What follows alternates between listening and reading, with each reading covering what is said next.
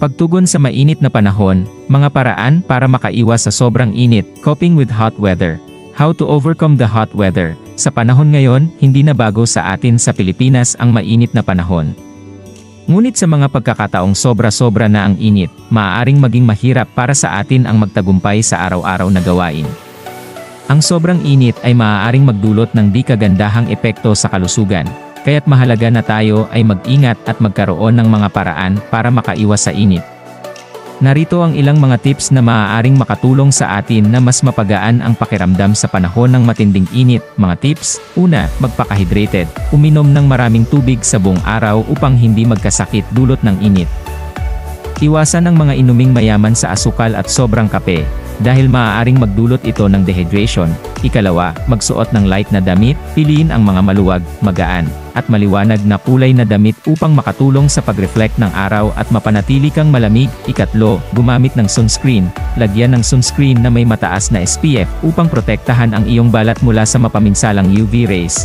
Kahit hindi ka magpaplanong magtagal sa labas. Ika-apat, manatili sa loob ng bahay sa mga oras ng pinakamainit. Kung maaari, manatili sa loob ng bahay sa mga oras ng pinakamainit ng araw, karaniwan sa pagitan ng ika-10 ng umaga, ika-4 ng hapon.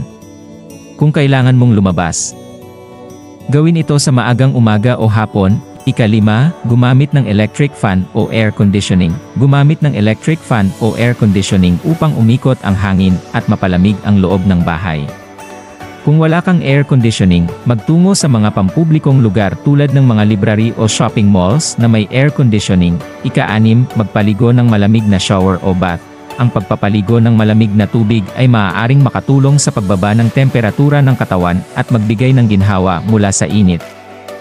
Ika-7, kumain ng light na pagkain. Iwasan ang mabibigat at mainit na pagkain na maaaring magpataas ng temperatura ng katawan. Sa halip, piliin ang mga mas light at malamig na pagkain tulad ng salad, prutas, at gulay. Ika-8, gumamit ng basang tela o tuwalya. Ilagay ang basang tela o tuwalya sa iyong balat upang mapabilis na magpalamig.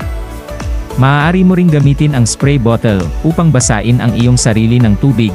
Ika-9, ibaba ang mga kortina at blinds. Ibaba ang mga kortina at blinds sa panahon ng araw upang hadlangan ang diretsyo na sikat ng araw at maiwasan ang pag-init ng loob ng bahay. Ika-10, alagaan ang mga vulnerable na individual. Bantayan ang mga nakatatandang kaanak, batang-bata, at alagaing hayop, dahil sila ay mas vulnerable sa mga sakit dulot ng init. Siguruhin sila ay manatiling malamig at hydrated. Sa mga panahong sobrang init, mahalaga na tayo ay mag-ingat at magkaroon ng mga paraan para makaiwas sa init. Sa pamamagitan ng paggamit ng mga simpleng tips na ito, maaari nating mapagaan ang pakiramdam sa panahon ng matinding init at manatiling ligtas at malusog. Magtulungan tayo bilang komunidad upang harapin ang mga hamon na dulot ng mainit na panahon.